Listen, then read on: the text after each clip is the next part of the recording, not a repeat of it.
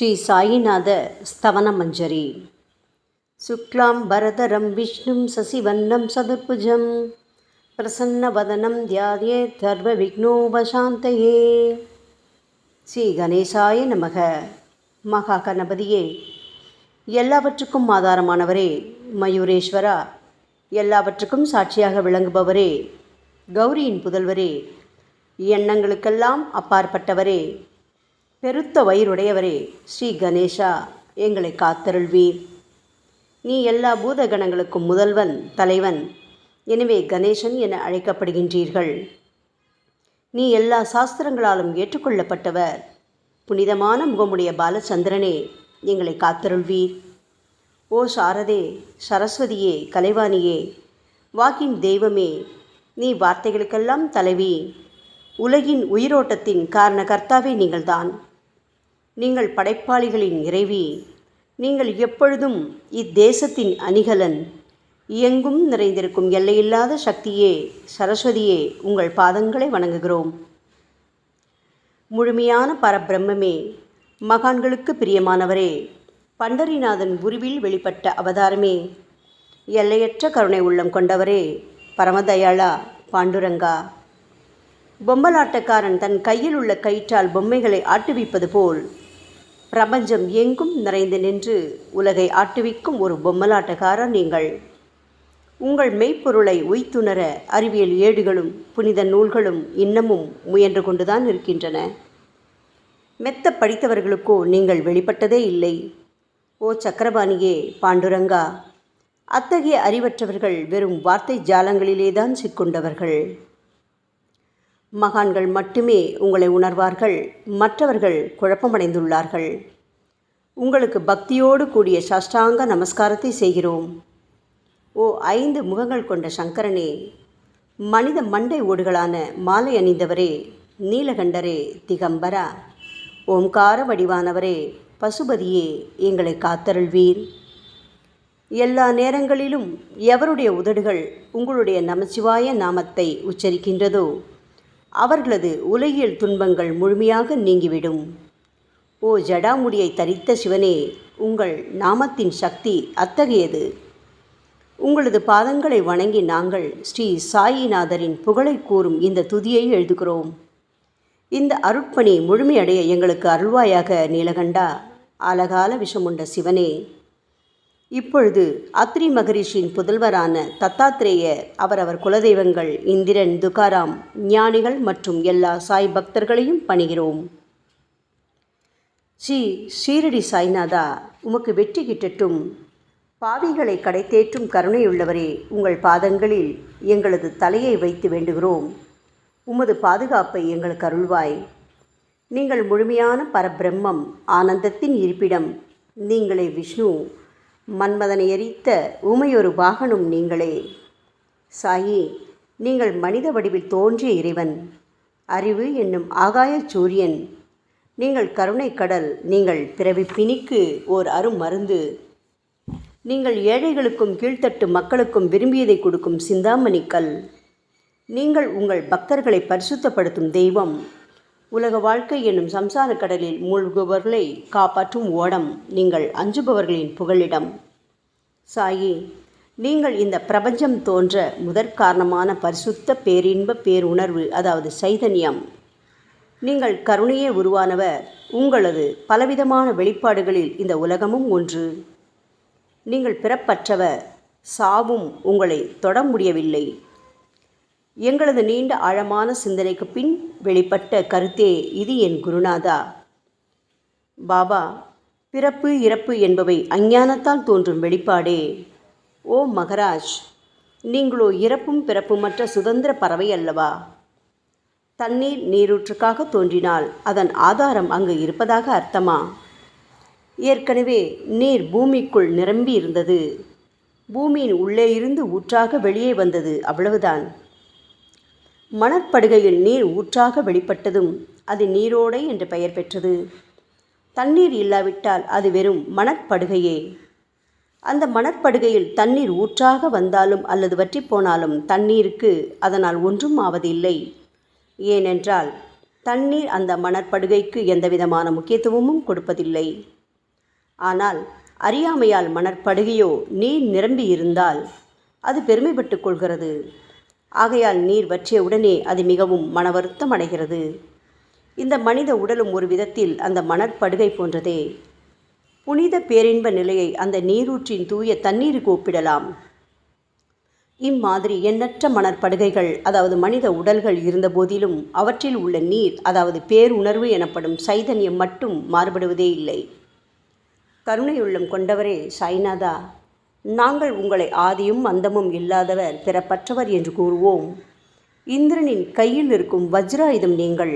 இந்த வஜ்ராயுதம் ததீசி என்ற முனிவரின் முதுகெலும்பை கொண்டு தயாரிக்கப்பட்டது. இதுவரை இந்த பூமியில் எத்தனையோ எண்ணற்ற உயிரினங்கள் தோன்றியுள்ளன, இப்பொழுதும் தோன்றிக் கொண்டுதான் இருக்கின்றன. வரும் காலத்தில் மேலும் எண்ணற்ற உருவங்கள் தோன்றத்தான் போகின்றன. அந்த ஒவ்வொரு தோற்றத்திற்கும் ஒரு தனி உருவமும் பெயரும் கிடைக்கும். இந்த உயிர்கள் ஒவ்வொன்றும் பெயராலும் தோற்றத்தாலும் மட்டுமே இவ்வுலகில் அடையாளம் காட்டப்படுகிறது. ஆகையால் அந்த சுத்த பேருணர்வு நிலையை நீ நான் என்று பிரித்து காட்டுவது சரியல்ல. ஏனென்றால் எது இரண்டாக தோன்ற முடியாதோ அதுவே உண்மையில் பரிசுத்த பேரின்ப பேருணர்வு எனப்படும். அது ஒன்றே அனைவரின் உள்ளும் ஆத்மா என்ற பெயரில் உள்ளது. மேலும் உண்மையை சொல்வதானால் அந்த ஒரே ஒரு சுத்த பேரின்ப பேருணர்வு நிலைதான் உலகம் முழுவதும் வியாபித்திருக்கிறது. அப்படி இருக்கையில் நீ நான் என்ற வேற்றுமைகள் எவ்வாறு இருக்க முடியும்? நீருண்ட மேகத்தில் உள்ள நீரின் தன்மை உலகெங்கிலும் ஒன்றே. ஆனால் அது பூமியை அடைந்ததும் வெவ்வேறு தோற்றங்களை நதி, ஏரி, ஊற்று என ஏற்கின்றன. கோதாவரி மணற்படுகையில் விழும் நீர் கோதாவரி நதி என்றழைக்கப்படும். அதே சமயம் கிணறு ஒன்றில் விழும் நீருக்கு அந்த சிறப்பு தகுதி கிடைப்பதில்லை. கோதாவரி நதி மிகவும் புனிதமானது. சாயி, நீங்கள் அதில் உள்ள தூய நீரை போன்றவர், நாங்களோ குளம், குட்டை, சகதியில் உள்ள நீர் போன்றவர்கள். நம் இருவருக்கும் இடையே உள்ள வித்தியாசம் இதுதான்.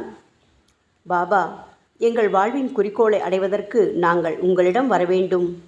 கூப்பிய கரங்களுடன் உங்கள் பாதங்களை சரணடைய வேண்டும். ஏனென்றால் நீங்கள் ஒருவரே புனிதத்தின் உறைவிடம் என் குருநாதா. புனிதமடைந்த கோதாவரி நதி மணற்பரப்பில் மழை நீர் பாயத் தொடங்கும் போது அந்த நீர் புனிதத்தன்மையை அடையும். அதை வெறும் தண்ணீராக மட்டும் கருதினால் அந்த தண்ணீர் தான் எல்லா இடங்களிலும் இருக்கிறதே. கோதாவரி நதி தீரம் முழுவதும் புனிதமாக கருதப்பட்டது. பூமியின் அந்த மணற்பகுதி அதன் புனித தன்மையை நிர்ணயம் செய்கிறது. நீருண்ட மேகத்தினின்று கீழே விழுந்த நீரின் புனிதத்தன்மையை எந்த பூமியின் பகுதி மாற்றவில்லையோ அந்த பகுதியை கோதாவரி என்று கூறுகிறார்கள். மற்ற பகுதிகளில் விழுந்த நீர் அந்த பகுதியில் உள்ள மண்ணின் குணத்தை ஏற்றுக்கொண்டது, புனித தன்மையை இழக்கிறது. மேகத்தில் பரிசுத்தமாக இருந்த நீர் அசுத்தமாகவும் கசப்பாகவும் உப்பாகவும் மாறிவிட்டது. 6 வித உட்பகைகளான காமம், கோபம், பேராசை, வெறுப்பு, அகங்காரம், பொறாமை இவற்றை அகற்றி புனித உடலெடுத்து வந்த குருநாதா, குருதேவா, தங்களை புனித மகான் என்று அழைப்பதே சால பொருந்தும். ஆகவே நீங்களே புனித கோதாவரி. நாங்கள் உங்களை புனித கோதாவரியாக உருவகம் செய்கிறோம். இயங்கும் அத்தனை படைப்புகளிலும் நீங்கள் சிறப்புற முதன்மை பெறுகின்றீர்கள்.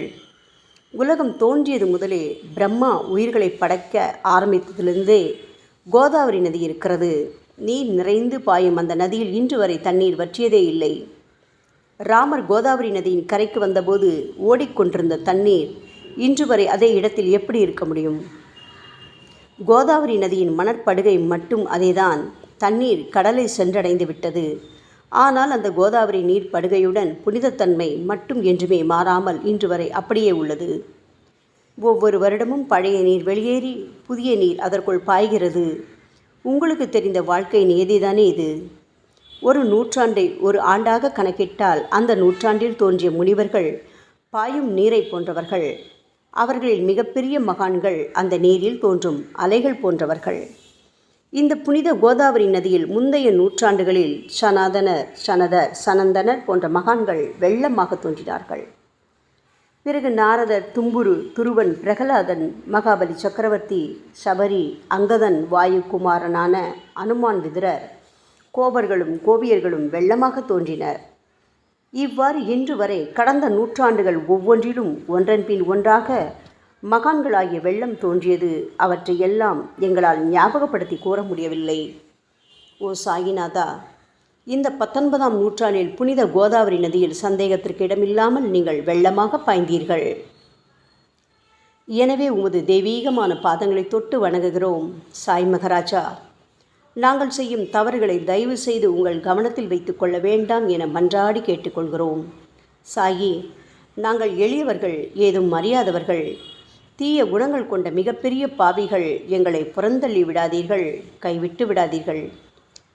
மட்டமான உலோகத்தையும் தங்கமாக மாற்றும் சக்தி கொண்ட ரசவாத கல் இரும்பினுடைய இயற்கையான தன்மைகளை பொருட்படுத்துவதில்லை. அதேபோல் கோதாவரி நதியும் தன்னுள் கலக்கும் சிறு சிறு ஓடைகளை திருப்பி அனுப்புவதில்லை. பாபா, அநேக தீய குணங்களை எங்களுக்குள் கொண்டவர்கள் நாங்கள். உங்களது கருணை மிகுந்த பார்வையால் தயவு செய்து அவற்றை சடுதியில் அழித்து விடுங்கள். இது மட்டுமே தான் உங்கள் அடிமைகளான எங்களது வேண்டுகோள். ரசவாத கல்லின் தொடர்பு ஏற்பட்டும் இரும்பின் இயற்கை தன்மைகள் அழிக்கப்படாவிட்டால் சாயிநாதா, அது ரசவாத கல்லின் பெருமைக்கு இழுக்கல்லவா? பாபா, எங்களை பாவியாகவே இருக்கும்படி விட்டுவிடாதீர்கள். தங்களை குறைவாக மதிப்பிட்டு கொள்ளாதீர்கள். நீங்கள் ரசவாத கல், நாங்கள் இரும்பு. எங்களுக்கு ஏற்படும் இழிவுகள் தங்களுக்கு ஏற்படும் இழிவுகள் அல்லவா? சாயிநாதா, குழந்தைகள் தவறுகள் செய்து கொண்டேதான் இருக்கிறது. ஆனால் அதற்காக தாயார் என்றுமே கோபமடைவதில்லை. இதை தயவு செய்து தாங்கள் நினைவில் வைத்து கொண்டு எங்களுக்கு உங்கள் அருளாசிகளை தாருங்கள். ஓ சத்குரு சாய்நாதா, நீங்கள் எனது கற்பக விருட்சம், சம்சார கடலை கடக்க உதவும் கப்பல். சந்தேகத்திற்கு இடமின்றி நீங்கள் ஒருவர் மட்டுமே எங்களை கடைதேற்ற முடியும். சாயி, நீங்களே எங்களுக்கு காமதேனுவாகிய பசு. நீங்கள் சிந்தாமணி கல், ஞானவானில் சூரியனும் நீங்களே. நீங்கள் நற்பண்புகளின் சுரங்கம், ஸ்வர்க்கத்திற்கு ஏறிச் செல்லவதும் ஏனியும் நீங்களே அல்லவா எங்களது குருநாதா? புனித செயல்களின் நிறைகள் நிறைய கொண்டவரே, பரிசுத்தமானவரே, சாந்தி மற்றும் பேரின்பத்தின் மொத்த உருவமே தீனதயாளா, குறைகளற்ற முழுமையான அறிவாக உருவெடுத்தவரே, மனிதர்களில் உன்னதமானவரே, சாந்தி மற்றும் மன்னிப்பதின் உறைவிடமே, எங்களின் அடைக்கலமே, எங்களை ஆசீர்வதியுங்கள், எங்களை ஆசீர்வதியுங்கள். கலியுகம் ஆரம்பித்தவுடன் மகாவிஷ்ணுவால் உலகம் உய்ய அனுப்பப்பட்ட 9 நாதர்களில் ஒருவனான சத்குரு மச்சீந்திரநாதரும் நீங்களே. பரமேஸ்வரன் நெற்றிக்கண்ணை திறந்தவுடன் அந்த அக்னியில் தோன்றிய மகாத்மா ஜாலந்தரும் நீங்களே. நீங்கள் மகாராஷ்டிராவில் தோன்றி பக்தி மார்க்கத்தை பரப்பிய ஞானிகளான நிவிருத்திநாதர், ஞானேஸ்வரர், கபீர்தாசர், ஷேக் முகமது ஏகநாதர். சாயி, நீங்கள் சிவனின் ஓர் அவதாரம், தத்தகுரு. நீங்களே பண்டரிநாதர். நீங்கள் ஆஞ்சநேயரின் மறு அவதாரம் ராமதாசர். நீங்கள் மகாராஷ்டிர ஞானி பாண்டுரங்கன் மீது கீர்த்தனை இயற்றிய துக்காராம். சாயிநாதா, நீங்கள் முஸ்லிம் ஞானி ராமபக்தர் சகாராம். நீங்கள் தத்தாத்ரேயரின் மறு அவதாரம் மாணிக் பிரபு. பாபா, உங்களது அவதார தோற்றம் மற்றும் உங்களுடைய எண்ணற்ற தன்மை புரிந்து கொள்ள எங்களுக்கு உண்மையில் கடினமாக இருக்கிறது. உங்களது ஜாதி குலம் பற்றிய எதையும் நீங்கள் எவருக்கும் வெளிப்படுத்தியதில்லை. சாயி, சிலர் உங்களை முஸ்லீம் என்கிறார்கள், சிலரோ உங்களை பிராமணர் என்கிறார்கள். கிருஷ்ண பரமாத்மாவை போன்று எண்ணற்ற தெய்வீக லீலைகளை செய்வதெல்லாம் உங்களுக்கு ஒரு விளையாட்டல்லவா? ஸ்ரீ கிருஷ்ண பரமாத்மாவை பார்த்து பல்வேறு மக்கள் பலவிதமான பெயர்களிட்டு அவரை அழைத்தனர். சிலர் அவரை யதுகுலத்தின் அணிகலன் என்றார்கள். சிலர் அவரை மாடுகள் மேய்க்கும் இடையன் என்றும் அழைத்தனர். தாயான யசோதை அவரை பச்சிளம் குழந்தை என்றாள். கிருஷ்ணரின் மாமனாகிய கம்சன் அவரை உயிரை குடிக்கும் மகா காலன் என்றான். அர்ஜுனன் அவரை எங்கும் நீக்கமர நிறைந்துள்ளவர் என்றான். அவ்வாறே சாய்நாதா, ஒவ்வொரு மனிதனின் மனநிலைக்கு ஏற்ப அவரவர் எண்ணங்களுக்கு ஏற்ப உங்களுக்கு பெயர்களை சூட்டி மகிழ்ந்தார்கள். மசூதி, நீங்கள் வாழும் இருப்பிடம். உங்கள் காதுகள் இந்து மத வழக்கப்படி குத்தப்படவில்லை. அதேபோல் பாத்தியா ஓதுவதை பார்த்து நீங்கள் முஸ்லிம் என்று கூறுவது பொருத்தமானதே. சாய்நாதா, நீங்கள் துனி மூலம் அக்னியை வழிபடுவதை பார்த்து நீங்கள் ஒரு இந்து என்று முடிவு செய்யப்பட்டது. பாபா, இந்த வெளிப்புற வித்தியாசங்களை வீண் விவாதம் செய்யும் எண்ணம் கொண்டவர்களே விரும்புவார்கள். உண்மையான ஞானத்தில் ஆர்வம் கொண்டவர்கள் இந்த வெளிப்புற வேறுபாடுகளுக்கு முக்கியத்துவம் தரமாட்டார்கள். சாயி, நீங்களோ பிரம்மத்தின் நிலையில் இருக்கின்றீர்கள். ஜாதி குலம் போன்றவை உங்களுக்கு முக்கியமில்லை. நீங்கள் எல்லோருக்கும் மேலான உயர்ந்த குருவாகவும் இந்த பிரபஞ்சத்தை படைத்தவராகவும் இருக்கின்றீர்கள். முஸ்லிம் இந்துக்களிடையே பகைமையுணர்வு ஏற்பட்டதால் அவர்களுக்கிடையே இணக்கமான உறவையும் ஒற்றுமையையும் ஏற்படுத்துவதற்காகவே அல்லவா நீங்கள் மசூதியில் அமர்ந்து அக்னி வழிபாட்டை நடத்தி உங்கள் லீலைகளை பக்தர்களுக்கு காட்டினீர்கள். நீங்கள் ஜாதி மதங்களுக்கு அப்பாற்பட்டவர். நீங்கள் பிரம்மமே, நீங்கள்தானே சாயி. உண்மையில் நீங்கள் எங்களது எண்ணங்களுக்கெல்லாம் அப்பாற்பட்டவர். உங்களை பற்றிய வாதி பிரதிவாதங்கள், ஊகங்கள், ஆதாரம் இல்லாத கருத்துக்கள் இருக்கும் இடத்தில் எங்கள் வார்த்தைகளுக்கு முக்கியத்துவம் எப்படி கிடைக்கும்? ஆனால் சாயிநாதா, உங்களை பார்க்கும் பொழுது எங்களால் மௌனமாக இருக்க முடியவில்லை. வார்த்தைகளால் போற்றுதலே உலக வழக்கம். எனவே உங்கள் அருளாசியுடன் சாயிநாதா, வார்த்தைகளால் எப்படியெல்லாம் உங்களை போற்ற முடியுமோ அவ்வண்ணமே போற்றி புகழ்கிறோம். கடவுளின் நிலையை விட மகான்களின் நிலை வேறுபட்டும் மிக உயர்ந்ததாகவும் இருக்கும். மகான்களின் அருகில் நான் எனது போன்ற எண்ணங்களுக்கு இடமே இல்லை. கடவுளை வெறுத்ததால் இரண்யகசிபுவும் விஷ்ணுவால் கொல்லப்பட்டார். ராமனால் ராவணன் கொல்லப்பட்டன. மகான்கள் கைகளால் இத்தகைய துர்சம்பவங்கள் ஏற்பட்டதே இல்லை. அரசன் கோபிச்சந்தன் முனிவர் ஜாலந்தரரை சாணக்குவியலுக்குள் புதைத்தான். ஆனால் அந்த நிலையிலும் அரசரின் இந்த செயலுக்காக அந்த முனிவர் வருத்தப்பட்டதே இல்லை. அரசனின் அந்த செயலுக்கு நேர்மாறாக அந்த அரசனை சம்சார சூழலிலிருந்து விடுவித்து அவனை முக்தியடை செய்தார். மகான்களின் சக்தி இப்படிப்பட்டதே. அவற்றை விவரித்து கூற முடியாது. மகான்கள் சூரியனின் ஒளியை போன்று பிரகாசிக்கக்கூடியது. சந்திரனின் மென்மையான ஒளிக்கதிர்கள் போல் இதயத்திற்கு ஆறுதல் கொடுக்கும் தன்மை கொண்டது. மகான்களின் அருள் கஸ்தூரியின் நறுமணம் போன்றது. அவர்கள் கரும்பு சாற்றினை போல் இனிப்பானது. மகான்கள் நிச்சயமாக நல்லவர்களிடமும் தீயவர்களிடமும் ஒரே விதமாகவே நடந்து கொள்கின்றனர். அதற்கும் மேலாக பாவிகளிடம் அவர்கள் காட்டும் அன்பு அளவிட முடியாதது. கோதாவரி நதியில் அழுக்கடைந்த துணிகளே சுத்தம் செய்யப்பட வேண்டி வருகின்றன. சுத்தமான துணிகள் கோதாவரி நதியினின்று வெகு தூரத்தில் பெட்டியிலேயே தங்கிவிடுகின்றன. பெட்டியில் வைக்கப்பட்டிருந்த அந்த துணியும் ஒரு முறை கோதாவரி நதிக்கரைக்கு துவைப்பதற்காக வந்தது. இந்த உவமையில் பெட்டிதான் வைகுண்டம், நீங்களே கோதாவரி. கோதாவரி நதிக்கரையே நம்பிக்கை. எல்லா உயிரினங்களும் துணிகள். 6 விதமான மன விகாரங்களான காமம், கோபம், கஞ்சத்தனம், மதம், பொறாமை, மோகம் ஆகியவையே அவைகளை பற்றியுள்ள அழுக்கு. சாய்நாதா, தங்கள் பாதார விந்தங்களை வணங்குவதே கோதாவரியில் செய்யப்படும் புனித குளியல். ஓ சமர்த்தரே, எங்களது எல்லா பாவங்களையும் மன அழுக்கங்களையும் போக்கி எங்களை சுத்தப்படுத்துங்கள் குருநாதா. பாபா, எங்கள் சம்சார வாழ்க்கையில் உழலும் மக்களாகி நாங்கள் மேலும் மேலும் பாவம் செய்கின்றவர்களாக இருக்கிறோம். எனவேதான் உங்களை போன்ற மகான்களின் தரிசனம் பெறுவதற்கு நாங்கள் தகுதியுடையவர்களாகிறோம். கோதாவரி நதியில் தண்ணீர் நிரம்பியுள்ளது. படித்துறையில் துவைப்பதற்காக துணிகள் வருகின்றன.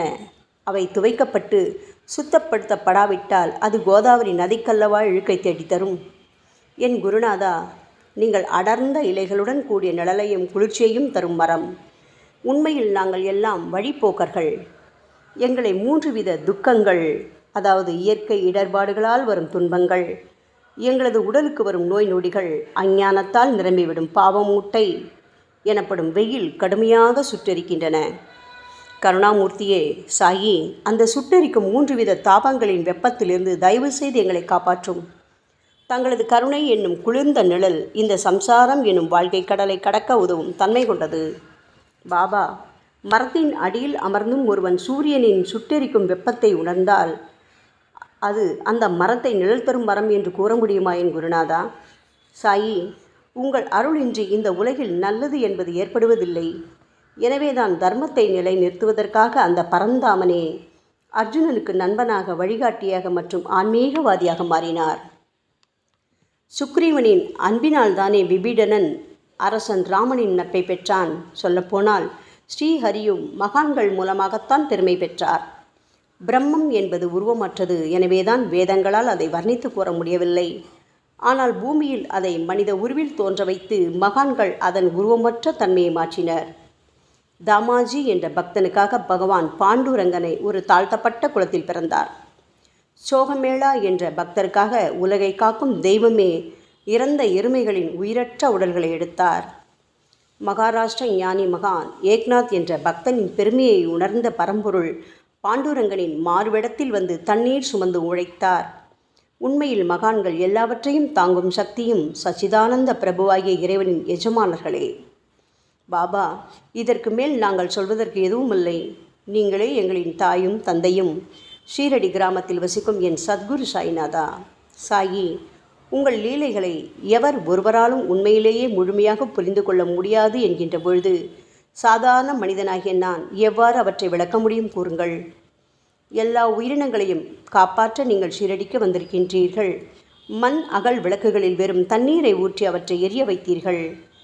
மிக குறுகிய மரப்பலகையை தொங்கும் ஊஞ்சல் படுக்கையாக்கி உங்கள் யோக சக்தியை உங்கள் பக்தர்களான எங்களுக்கு காட்டினீர்கள். அநேக பெண்களின் மலட்டுத்தன்மையை முழுவதுமாக நீக்கி குழந்தை பாக்கியத்தை பெறச் செய்தீர்கள். உதியின் மூலம் தீர்க்க முடியாத வியாதிகளையும் குணப்படுத்தி பரிபூர்ண சுகம் கொடுத்தீர்கள். என் சாயியே, இவ்வுலக சம்பந்தமான துன்பங்களை நீக்குவது உங்களுக்கு ஒரு பொருட்டே அல்ல. யானை ஒன்று எறும்பை சுமையாக கருதுமா? குருராயா, இப்பொழுது உங்களது பாதங்களை சரணடைந்து விட்டோம். எங்களை திருப்பி அனுப்பி புறந்தள்ளி விடாதீர்கள். எங்களின் மகாராஜ், நீங்கள் அரசர்களுக்கெல்லாம் அரசன். நீங்கள் குபேரனை விட செல்வம் அடைந்தவர். நிச்சயமாக தன்னிகரற்ற வைத்தியர். உங்களை விட மேலானவர் இந்த உலகில் நிச்சயமாக எவரும் இல்லை சாயி. மற்ற கடவுள்களை வணங்குவதற்கு தனித்தனியாக பூஜை பொருட்களும் வழிபாட்டு முறைகளும் உள்ளன. ஆனால் உங்களை வணங்குவதற்கு தகுதியான பொருட்களே இந்த உலகில் இல்லை என் குருநாதா. சூரியனின் ராஜ்யத்தில் தீபாவளி பண்டிகையை கொண்டாடுவதென்றால் எவ்விதமான பொருட்களை கொண்டு அதை கொண்டாடுவோம்?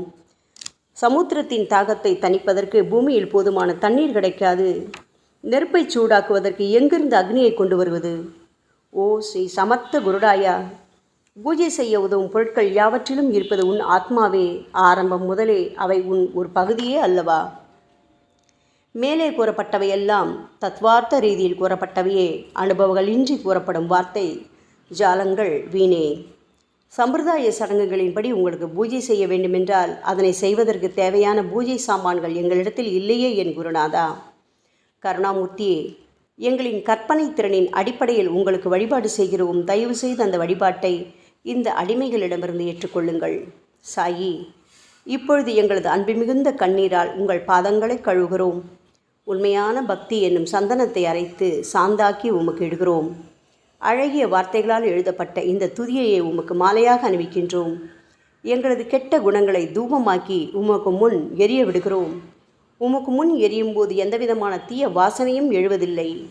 சாயி, உமக்கு முன்பு இல்லாமல் வேறு எங்காவது இந்த தூபம் எரிய விடப்பட்டால் அது கீழே உள்ளது மாதிரி ஆகும். அதாவது சாம்பிராணியை நெருப்பில் போட்டவுடன் அது பொசுங்கி அதில் உள்ள நல்ல மனம் என்ற நற்குணம் அதை விட்டு மறைந்து போகிறது. பாபா, உமக்கு முன் அது எரியும் போது எங்களது கெட்ட குணம் என்கின்ற அழுக்குகள் எரிந்து நல்ல குணம் மட்டுமே மிஞ்சியிருக்கிறது. மனதில் உள்ள தீய குணங்கள் யாவும் எரிந்த பிறகு மனம் மாசற்ற தூய கங்கை தீர்த்தம் போல் ஆகின்றது. கருணை மூர்த்தியே, மாயை மோகம் என்ற தீபத்தை உங்கள் முன் ஏற்றி காட்டுகிறோம். அதன் மூலம் எங்களது மனம் வைராக்கியத்தை அடைய அருள்வீராக. பரிசுத்தமான நம்பிக்கை என்ற சிம்மாசனத்தை நீங்கள் என்னுள் அமர்வதற்கு ஆசனமாக உமக்கு தருகிறோம். அதில் அமர்ந்து கொண்டு எங்களது பக்தி என்ற நெய்வேத்தியத்தை ஏற்றுக்கொள்ளுங்கள் சாயி. எங்களது பக்தி என்ற நெய்வேத்தியத்தை ஏற்றுக்கொண்டு அதன் சாரை மட்டுமாவது எங்களுக்கு தயவு செய்து கொடுப்பீராக. ஏனெனில் நாங்கள் எல்லாம் உமது பால்குடி மாறாத பச்சிலம் குழந்தைகள் அல்லவா. உங்கள் அருட்பாலில் எனக்கு உரிமை உண்டு. பாபா, என் மனத்தையே உமக்கு தட்சணையாக கொடுக்கிறேன். ஆகையால் நாங்கள் செய்யும் காரியங்கள் யாவற்றிலும் நான் செய்கிறேன் என்று நாங்கள் உரிமை கொண்டாட முடியாது. ஏனென்றால் நினைக்கும் மனதைத்தான் உமக்கு அர்ப்பணித்து விட்டோமே சாயி. இப்பொழுது பணிவுடன் கூடிய பிரார்த்தனையோடு உங்கள் பாதங்களில் சாஷ்டாங்க நமஸ்காரம் செய்கிறோம். ஓ தெய்வீக சாய்நாதா, தயவு செய்து நீங்கள் அதை ஏற்றுக்கொள்ளுங்கள். 8 பிரார்த்தனைகள்.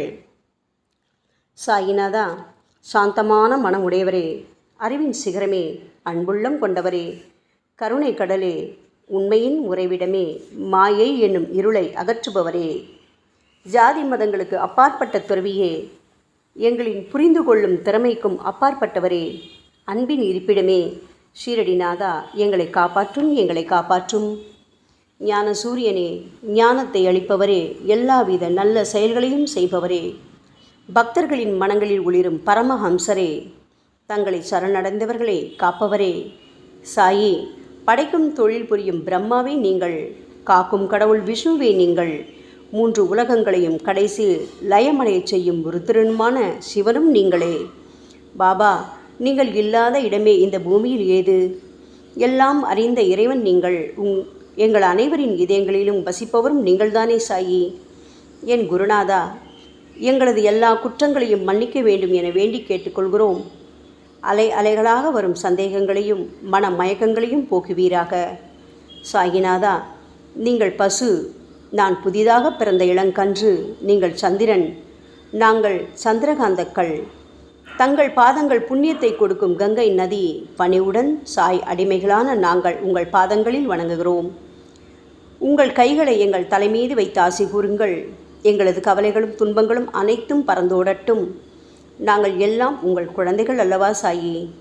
பாபா, இந்த 8 துதிகளையும் கூறி நாங்கள் உங்களை சாஷ்டாங்க நமஸ்காரம் செய்கிறோம். எங்களது பாவங்கள், துயரங்கள், ஏழ்மை யாவும் உடனடியாக விலகட்டும். சாயிநாதா, நாங்கள் உங்களது பாத கமலங்களையே எங்களது உயிர் மூச்சாக கொண்ட உங்களது அன்பு குழந்தைகள். தயவு செய்து எங்கள் மீது கடுமை காட்டாதீர்கள். நீங்கள் தூய சந்தனம், நாங்களோ முள்ளடர்ந்த புதர்.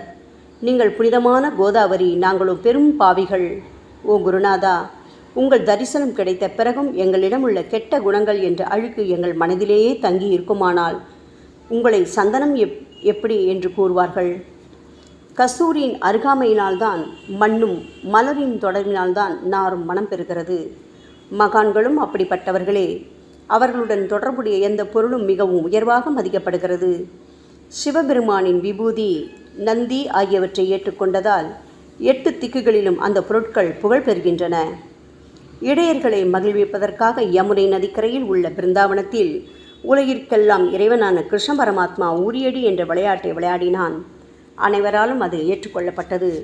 ஆகவே நாங்கள் பாவிகளான போதிலும் உங்கள் சேவையில் ஈடுபட்டுள்ளோம்.